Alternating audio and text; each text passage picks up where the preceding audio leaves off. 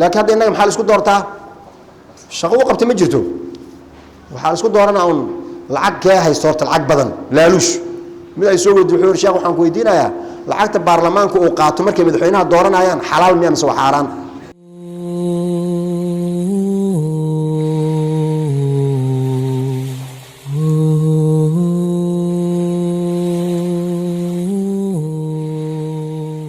mushkilada inuu dhacday tarbiyada marka qof ka xumaato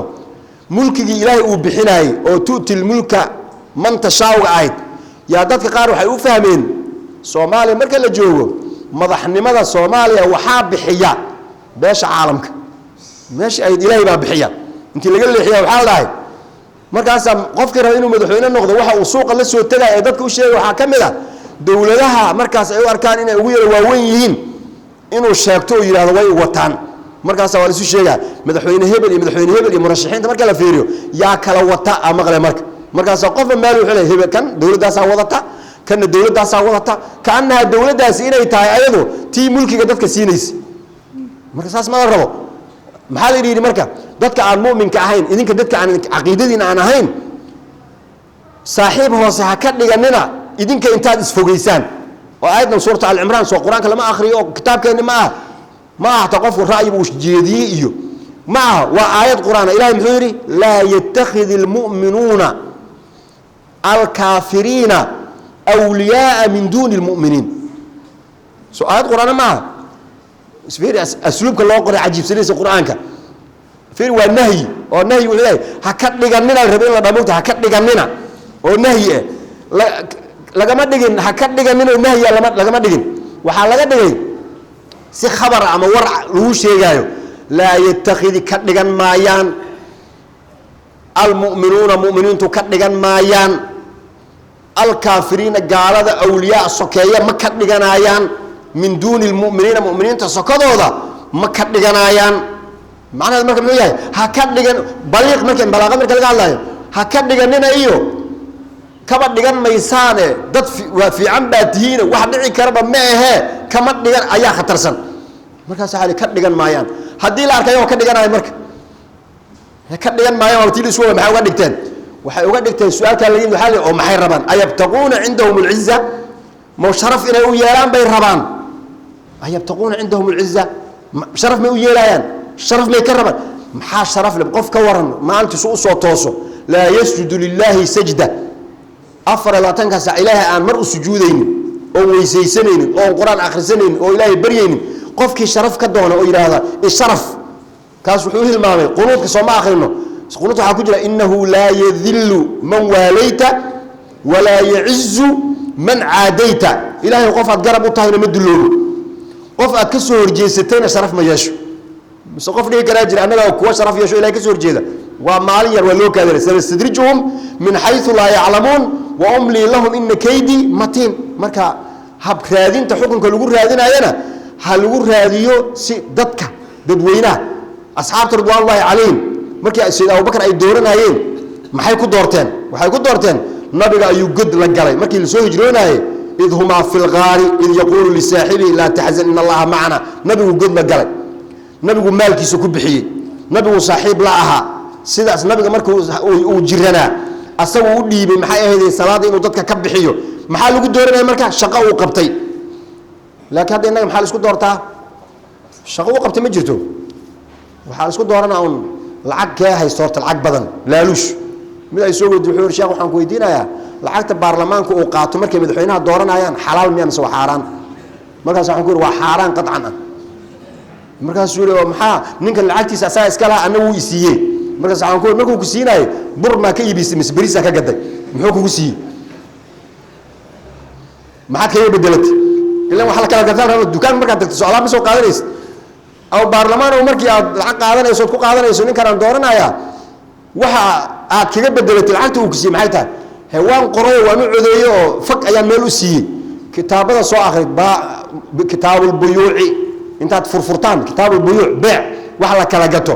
bal ka soo saara baabu shiraa'il aswaati codka waa la gadan karaa cid sheegaysa ma jirto lama haayo waa laaluush marka Soomaali mugtay waxay doqon qufacda leeyahay meel ay gaarin ma taqaano dhib uu ina haayaa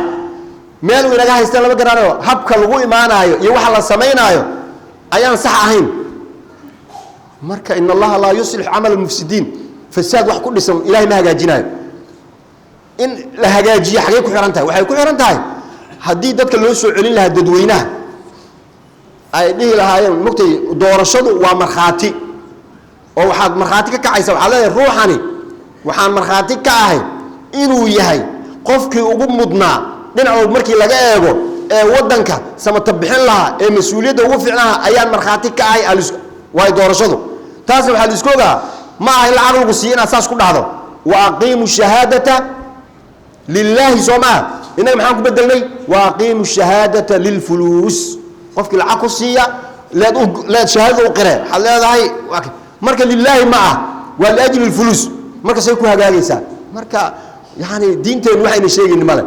xukun iyo arrimii ku saabsan ciddu ilahay doonuu siinayaa si ay u hagaagtana si wanaagsan oo sharaf leh oo dadku ay is ogol yihiin waxaa lagu kala raadsado qofkii markaas loo arkaayo inuu yahay qofka ugu mudanna qofkaas la soo hormariyo sidaasay ummaddu ku hagaagtaa caalamka oo dhanna maanta yani marxalad waxaa ka socota yani ummaduhu inay dhismaayaan oo ummad walba waxay habaysanayso innaga Soomaali ah waajib wuxuu naga saaray waddankeena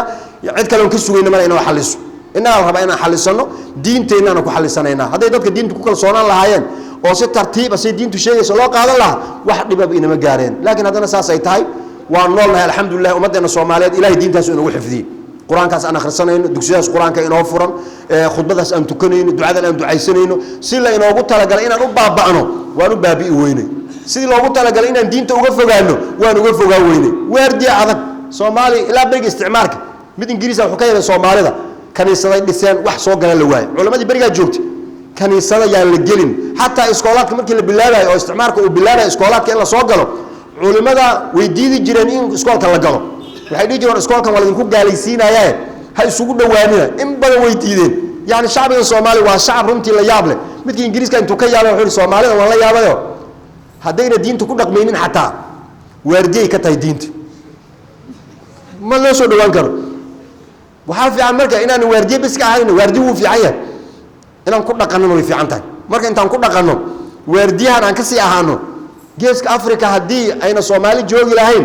yani mar hore geeska Afrika gaalal noqon lahaa laakiin dadka la dhaqaajin waayay ilaa isticmaalka ilaa hadda oo muslimiinta waa Soomaali meel kale markii laga soo gali waayay innaga qoorta laga isu gali waxa kala bixila marka waa innaga isbaabiinayna marka sidii gaaladu ay rabeen ayaan ka shaqeynaa ismana ogin marka Soomaali isdilaysa yay dan u tahay gaalada dan u tahay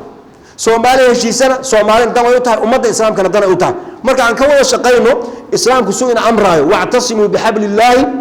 jamii'an wala tafarraqu soo ilaahina mala quraanki Soomaa inaan saa ku dadaalno saasan cizi iyo sharaf ku yeelanayna ilaahina inuu kaalmeynaa jazakumullahu khayr aada uma santiin daan ku dheeray raali ahaada ilaahay tawfiiqda hayna waafajiyo ummadeena Soomaaliyeed meel ay joogaan ba ilaahay soo duma qalbigooda ilaahay isjecelaysiyo xumaatada iyo nacaybka iyo Allah inaga dhex saaro wadankan ilaahay nabad caam Allah u soo dejiyo dhibaatada ummadda haysata Allah ka bixiyo dadkeena dibadda jira ee duruufaha ayagana haysto caruurtooda iyo meesha ay ku dhex nool yihiin tarbiyadooda ay dib u ka haystana ilaahay caruurta u ilaaliyo